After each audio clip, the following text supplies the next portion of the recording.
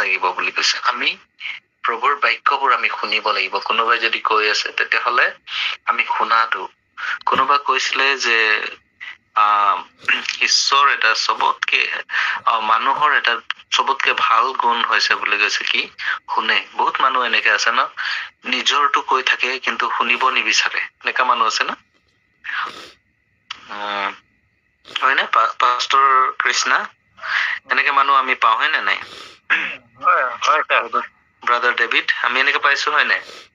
কিছুমান মানুহ এনেকে থাকে যে যিবিলাকে কৈ ভাল পায়, কৈয়ে থাকে, বেলেগৰ কথাটো শুনিব নিবিচাৰে। সি কি কৈছে কি নাই সেইটো নুশুনে, কিন্তু নিজৰটোহে প্ৰাধান্য দিয়ে না, এনেকে আমি পাওঁ, হয় নে নহয়? কিন্তু আমাক ইয়াত কৈছে কি এটা ভাল এটা যদি আমি ডিচাইপল হবলৈ আছে বা এটা ভাল লিডাৰ যদি আমি ফিউচাৰত হব আছে, ফাৰ্ষ্ট কথাটো কৈছে কি আমি শুনিব লাগে। কি শুনিব লাগে? ঈশ্বৰৰ বাক্য।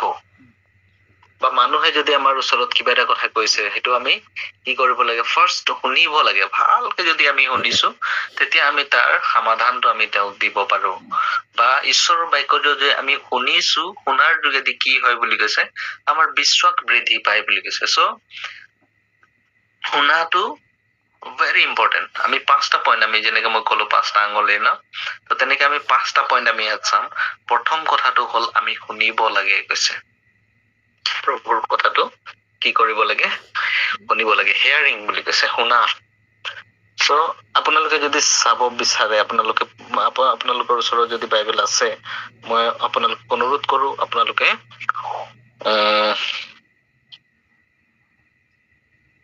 বাইবেলত উলিয়াব আৰু আপোনালোকে পঢ়িলে মই সুখী হম। চ' এক মিনিট।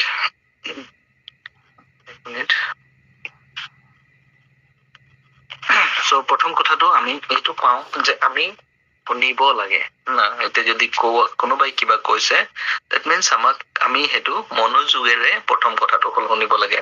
এতিয়া আমি যদি চাওঁ ভাল লিডাৰ বা ভাল পাষ্টৰ বা ভাল কোনোবা এজন ব্যক্তি কি কৰে? প্ৰথমতে সি শুনে।